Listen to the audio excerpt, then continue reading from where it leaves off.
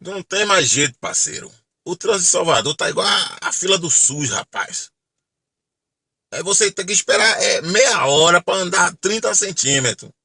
Não tem mais jeito, não. Antigamente, isso era só em horário de pico. Agora o dia todo é hora de pico. É brincadeira, rapaz. Aí é monóxido de carbono entrando pelas suas narinas. E é motoboy buzinando no seu pé de ouvido. Rapaz, é uma agonia, rapaz. Uma verdadeira maratona, rapaz, que você passa o dia inteiro. Aí vem aqueles ambulantes oferecendo aqueles cabos de celular com mais de 300 pontas. Pra que eu quero aquilo, rapaz? Meu celular só tem uma entrada. Ele vem com mais com 300 mil pontas no cabo do celular. Aquilo é pra maluco, rapaz.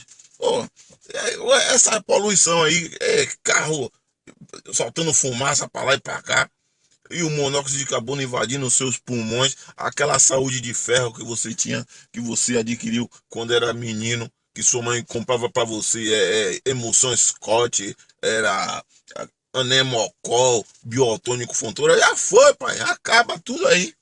Aí vem problema respiratório, tosse, garganta inflamada.